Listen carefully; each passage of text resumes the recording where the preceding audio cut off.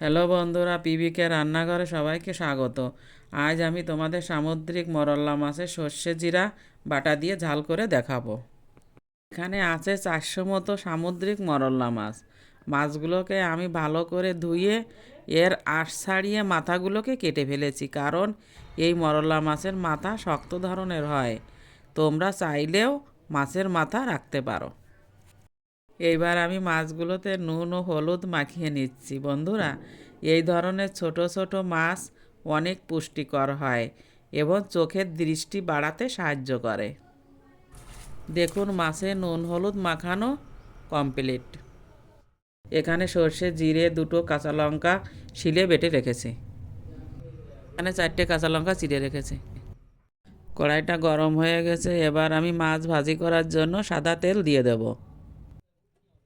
কড়ার তেলটা গরম হয়ে গেছে। এবার আমি একে একে মাছগুলোকে দিয়ে দেব।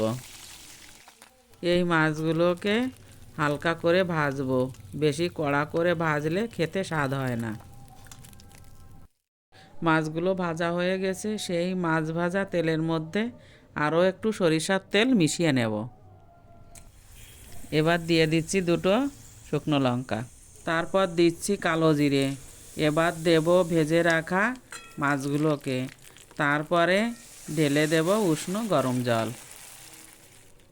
জলটা একটু ফুটে গেছে। দিয়ে দেব নুন ও হলুদ। সামুদ্রিক মাছে নুনের ভাগটা বেশি থাকে, তাই একটু নুন কম দেব। তোমরা তোমাদের স্বাদ মতো নুন দেবে। দিয়ে দেব বেটে রাখা পেস্ট। ঝোলটা ফুটে গেছে। এবার দিয়ে দেব স্বাদ মতো নুন। আবার একটু নাড়াচাড়া করব। এভাবে 20-25 মিনিট মতো ফুটিয়ে নেব। ঝোলটা অনেকটা ফুটিয়ে গেছে। এবার দিয়ে দেব 4টে চিড়ে রাখা কাঁচা লঙ্কা। দেখুন বন্ধুরা, সামুদ্রিক ছোট মাছের ঝাল হয়ে গেছে। এবার এটা একটি পাত্রে ঢেলে নেব। এবার দিয়ে দেব একটু কাঁচা সরিষার তেল।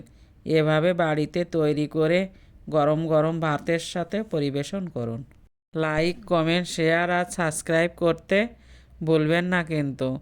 আবার দেখা হবে নতুন কোনো রেসিপি নিয়ে। নমস্কার।